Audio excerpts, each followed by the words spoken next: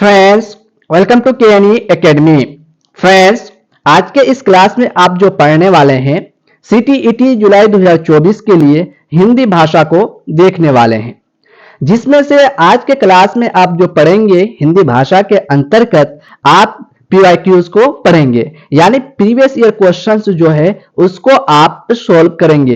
और previous year questions जो आपके क्लास में आपका रहने वाला है वो कौन सा है, जनवरी 2024 में, यानी करंट में जो आपको पूछा गया जनवरी 2024 के अंदर जो क्वेश्चंस बनाया गया था उस क्वेश्चंस को आप यहां पर सॉल्व करने वाले हैं।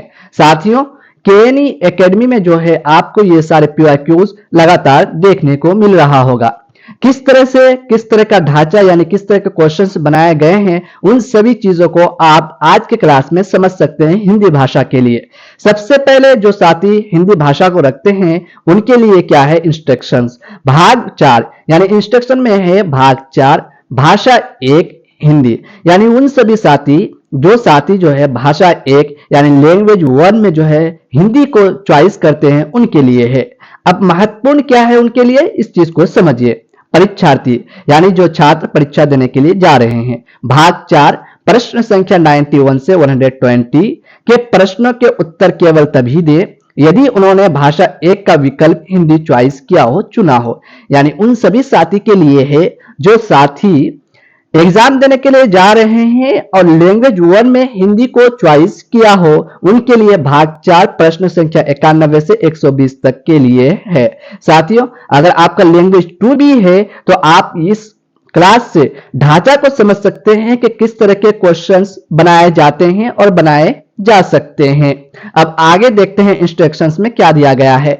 निम्नलिखित गद्यांश को पढ़कर पूछे गए प्रश्नों के सही या सर्वाधिक उपयुक्त विकल्प का चयन कीजिए 91 से 99। साथियों, केएनई एकेडमी में लगातार आप देख रहे होंगे कि यहाँ पर आपको हिंदी और उर्दू लैंग्वेज दोनों के पीवाईक्यूज प्रीवियस ईयर क्वेश्चंस लगातार देखने को मिल रहा होगा। साथ ही आपको एमसीक्यूज और थ्योरी क्लासेस भी आपको केएनई एकेडमी फ्री ऑफ कॉस्ट देखने को मिल रहा होगा। साथियों, केएनई एकेडमी में अगर आप नए हैं तो चैनल को सब्सक्राइब करके सपोर्ट कीजिए, साथ ही बेल आइकन को दबा दीजिए जिससे आने वाले क्लासेस के जो भी नोटिफिकेशन हो वो आपको सही समय पर मिले। और अपने साथियों के दरमियान केएनई एकेडमी चैनल को जरूर शेयर कीजिए जिससे सभी साथी यहां से जुड़ करके, चाहे उसका हिंदी लैंग्वेज में हो या फिर उनका उर्दू लैंग्वेज में हो, दोनों में अच्छा स्कोर करने के लिए केएनई एकेडमी में पीवाईक्यूज लगातार देखने को मिल रहा है, यहां से कर करके वो अच्छा स्कोर कर सकता है। आज के क्लास में हम आपको जो पढ़ा रहे हैं वो क्या है कि गद्यांश को सबसे पहले हम लोग देखेंगे। अब देखिए, गद्यांश दिया गया है। सबसे पहले गद्यांश को सॉल्व करने से पहले आप एक क्वेश्चंस को जरूर देखिएगा।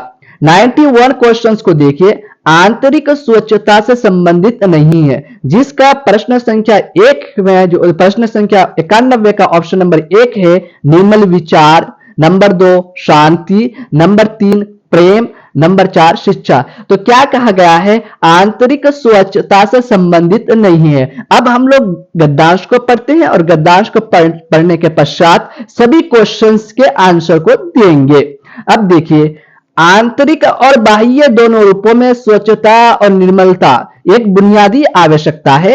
मन के शुद्ध और सात्विक विचार आंतरिक स्वच्छता के आयाम है। बाह्य स्वच्छता के अंतर्गत स्वास्थ्य, शिक्षा, पर्यावरण, अच्छी सामाजिक आर्थिक स्थिति का समावेश होता है। बाह्य स्वच्छता का मूलाधार आंतरिक स्वच्छता है। मन की स्वच्छता मानव व्यवहार को दर्शाती है। सत्य, शुद्धता, शांति, प्रेम और सम्मान जैसे आत्मा के जन्मजात गुणों का उल्लंघन प्राकृतिक विधि, विधान और व्यवस्था का उल्लंघन है। साथियों, हम लोगों ने क्या देखे कि आंतरिक के बारे में जो बताया गया है आपको स्वच्छता के बारे में गद्यांश में, उसको पढ़े। अब देखिए, 91 क्वेश्चंस में है आपको आंतरिक स्वच्छता से संबंधित नहीं है। क्या बोल रहा है, संबंधित नहीं है, लेकिन आंतरिक स्वच्छता से तो ये सारे संबंधित रखते हैं। निर्मल विचार, शांति, प्रेम, ये तीनों क्या है, आंतरिक स्वच्छता से संबंधित रखता है। लेकिन शिक्षा क्या है साथियों, ये आंतरिक स्वच्छता से संबंधित नहीं है। तो ऑप्शन नंबर 4 प्रश्न संख्या 91 का करेक्ट आंसर है। Option number 4। अब देखिए 92 में बुनियादी आवश्यकता है, जिसका ऑप्शन नंबर 1 है बाहरी स्वच्छता और निर्मलता, ऑप्शन नंबर 2 है भीतरी स्वच्छता और निर्मलता, ऑप्शन नंबर 3 है बाहरी और भीतरी स्वच्छता और निर्मलता, ऑप्शन नंबर 4 है बाहरी और भीतरी स्वच्छता और शुद्ध विचार। तो इसका जो सही आंसर आप देखेंगे, आपको यहां सबसे पहले लाइन में आपको देखने को मिलेगा क्या, आंतरिक और बाह्य दोनों रूपों में स्वच्छता और निर्मलता एक बुनियादी आवश्यकता है। क्या है? एक बुनियादी आवश्यकता है। तो इसका ऑप्शन नंबर 3 आप सही पा रहे होंगे। बाहरी और भीतरी स्वच्छता और निर्मलता, ऑप्शन नंबर 3 आप सही पा रहे होंगे प्रश्न संख्या 92 का। प्रश्न संख्या 93 में देखेंगे, बाह्य स्वच्छता का मूलाधार आंतरिक स्वच्छता है। इस वाक्य का आशय अर्थ क्या है?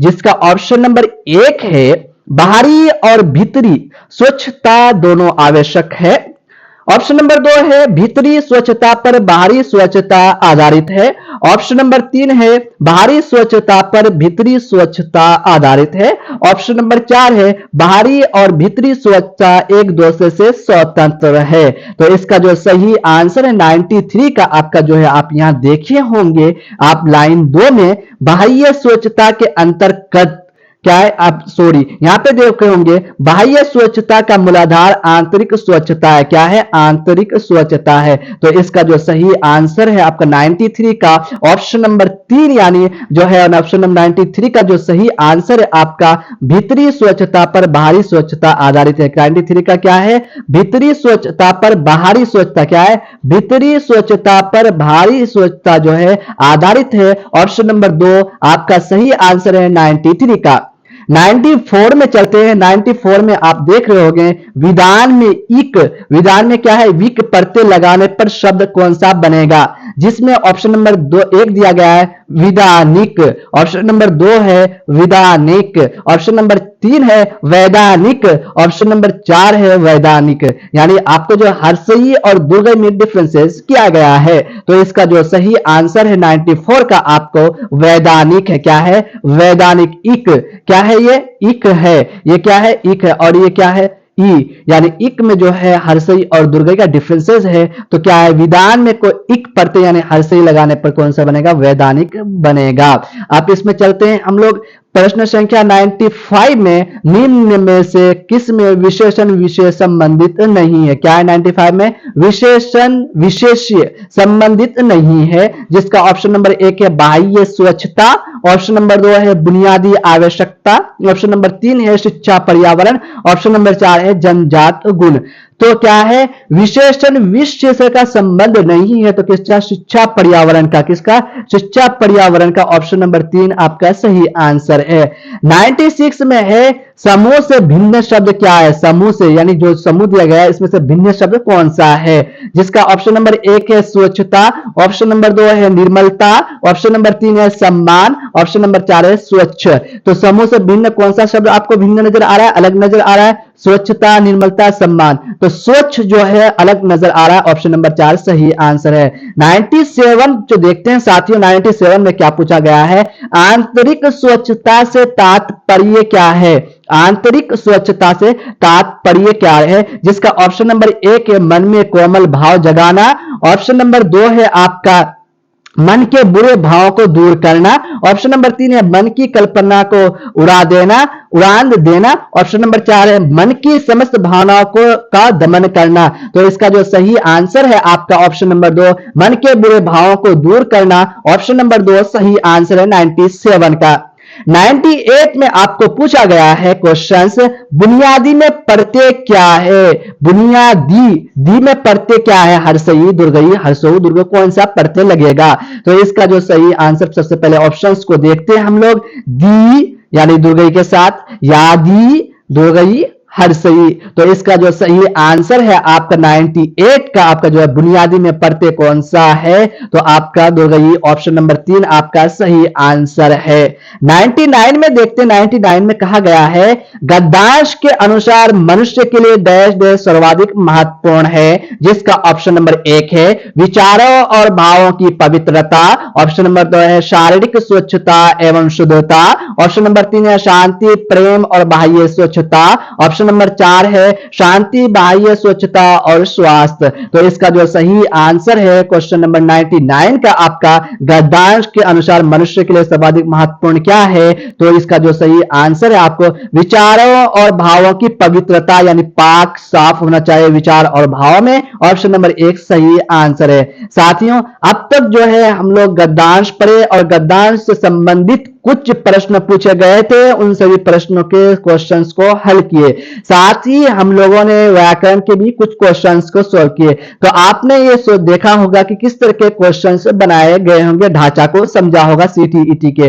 अब जो है जो लैंग्वेज 1 रखते हैं उनके लिए एक कविता पूछा जाता है और ये क्या है गद्यांश पूछा जाता है। उर्दू में भी वही है कि एक इबारत पूछा जाता है और एक नज्म पूछा जाता है। तो हम लोग देखते हैं अब कविता को। साथियों अगर आपको क्लास अच्छा लगा हो तो आप वीडियो को जरूर लाइक कीजिएगा और अपने साथियों के भी जरूर शेयर कीजिएगा, ताकि सभी साथी यहां से ज्वाइंट होकर के अच्छा स्कोर कर सके लैंग्वेज उर्दू में और लैंग्वेज हिंदी दोनों में। चलते हैं फिर आगे हम लोग क्लास को शुरू करते हैं। नीचे दी गई कविता की पंक्तियों को पढ़कर सबसे उचित विकल्प का चयन कीजिए। क्वेश्चन नंबर 100 से 105 तक पूछा गया है। हम लोग क्या करते हैं कविता को पढ़ते हैं, उसके बाद कविता से मुताबिक जो क्वेश्चंस है आज के 5 क्वेश्चंस को तो पढ़ते हैं last but not the list, यानी आज के 5 क्वेश्चन को सॉल्व करने के बाद कल के क्लास में हम लोग पेडागोजी के क्वेश्चंस को सॉल्व करेंगे, इसलिए कल के क्लास में जरूर ज्वाइंट होइएगा दिन के 1 बजे। अब चलते हैं कविता को पढ़ते हैं। हमें मिली आजादी वीर शहीदों के बलिदान से, आजादी के लिए हमारी लंबी चली लड़ाई थी, लाखों लोगों ने प्राणों से कीमत बड़ी चुकाई थी, व्यापारी बनकर आए और छल से हम पर राज किया, हमको आपस में लड़वाने की नीति अपनाई थी, हमने अपना गौरव पाया अपने स्वाभिमान से, हमें मिली आजादी वीर शहीदों के बलिदान से। अब कविता के जो क्वेश्चंस है उन क्वेश्चंस को सॉल्व करते हैं। क्वेश्चन नंबर 100 में है कविता में किस छल की बात की गई है, कविता में किस छल की बात की गई है, जिसका ऑप्शन नंबर 1 है व्यापारी बने हमें गुलामी बनाने के, ऑप्शन नंबर 2 है व्यापारी बने मिलावट करने के, ऑप्शन नंबर 3 है व्यापारी बन पैसों का हेर फेर करने के, ऑप्शन नंबर 4 है व्यापारी बनने की वेशभूषा धारण करने के। तो इसका जो सही आंसर क्या है आप देखे होंगे कविता में कि व्यापार बनकर के आए अंग्रेज और हम पर राज किए, हमें अपना गुलाम बना लिए। तो ऑप्शन नंबर 1 आपका सही आंसर है क्वेश्चन नंबर 100 का। क्वेश्चन नंबर 101 को देखते हैं। नीति शब्द में किस प्रत्यय का प्रयोग किया जा सकता है, जिसका ऑप्शन नंबर 1 है आपका ता, ऑप्शन नंबर 2 है हर्षई दुर्गई, नंबर 3 में है इक, नंबर 4 में है ई। तो इसका जो सही आंसर है नीति शब्द में किसका प्रत्यय उपयोग किया जा सकता है, प्रयोग किया जा सकता है, तो इसका जो सही आंसर है आपका एक, ऑप्शन नंबर 3 सही आंसर है। ऑप्शन अब क्वेश्चन नंबर 102 को देखते हैं। स्वाभिमान का संधि विच्छेद करें, क्या करें स्वाभिमान का जो है संधि विच्छेद करें, जिसका ऑप्शन नंबर आपको दिया गया है सूज और विमान, ऑप्शन नंबर 2 है सूज और विमान, ऑप्शन नंबर 3 में है सूज और अभिमान, ऑप्शन नंबर 4 में है सूज और अभिमान। तो इसका जो सही आंसर है आपका क्वेश्चन नंबर 102 का आपका जो सही आंसर है सूज और अभिमान, ऑप्शन नंबर 4 आपका सही आंसर है क्वेश्चन नंबर 102 का। क्वेश्चन नंबर 103 में है देश को स्वतंत्र प्राप्त करने में एक लंबा समय लगा था, यह भाव कविता के किस अंश में प्रतिबंधित है, यानी ऑप्शन नंबर 1 है इसका आपका वीर शहीदों के बलिदान से, ऑप्शन नंबर 2 है कीमत बड़ी चुकाई थी, ऑप्शन नंबर 3 है गौरव पाया अपने स्वाभिमान से, ऑप्शन नंबर 4 है लंबी चली लड़ाई थी। तो देश को स्वतंत्रता प्राप्त करने में लंबा समय लगा था, यह भाव कविता के किस अंश में प्रतिबंधित है, तो ऑप्शन नंबर 3 गौरव पाया अपने स्वाभिमान से, ऑप्शन नंबर 3 प्रश्न संख्या 103 का सही आंसर है। 104 को देखते हैं। आपका जो है 104 में दिया गया क्वेश्चंस में देश की स्वतंत्रता के लिए क्या है, देश की स्वतंत्रता के लिए जिसका ऑप्शन नंबर 1 है शास्त्रों का निर्माण किया गया, ऑप्शन नंबर 2 है अपने जीवन की आहुति दी, ऑप्शन नंबर 3 है वीरों की भर्ती की गई, ऑप्शन नंबर 4 है बहुत सारा धन दिया गया, बहुत सारा क्या है, धन दिया गया। तो देश के स्वतंत्रता के लिए जो है अपने जीवन की आहुति दी गई, क्या है, अपने जीवन की जो है आहुति दी गई, ऑप्शन नंबर 2 आपका सही आंसर है। प्रश्न संख्या 105 में देखते हैं आजादी मिलने का श्रेय किसे दिया गया है, यानी आजादी जो मिलने का श्रेय है वो किसे दिया गया है, जिसका ऑप्शन नंबर 1 है आपका वीरों की कूटनीति को, ऑप्शन नंबर 2 है वीरों के अस्त्र शस्त्र को, ऑप्शन नंबर 3 है वीरों के बलिदान को, ऑप्शन नंबर 4 है व्यापार वर्ग के सहयोग को। तो इसका जो सही आंसर है आपको आजादी मिलने का श्रेय किसे देना चाहिए, तो वीरों के बलिदान को देना चाहिए, यानी वीर जो जवान थे उनके बलिदान जो हुए उनको देना चाहिए। ऑप्शन नंबर 3 आपका क्वेश्चन नंबर 105 का सही आंसर है। साथियों आज के क्लास में हम लोग 15 क्वेश्चंस को सोल्व किए हिंदी भाषा 1 को लेकर के। कल के क्लास में हम लोग जो है 106 से लेकर के 130 यानी 120 के क्वेश्चंस को हल करेंगे। 15 जो है आपका पेडागोजी के क्वेश्चन पूछे गए थे, और पेडागोजी के क्वेश्चन किस तरह से पूछे जाते हैं, उसका ढांचा क्या है, आपको कल के क्लास में समझ में आएगा। इसलिए लगातार आप केडी एकेडमी में विजिट करें और क्लासेस को ज्वाइन करें और यहां से अच्छा स्कोर करने का फायदा उठाएं। साथियों अगर वीडियो अच्छा लगा हो तो वीडियो को जरूर लाइक कीजिए। कल के क्लास में मिलते हैं।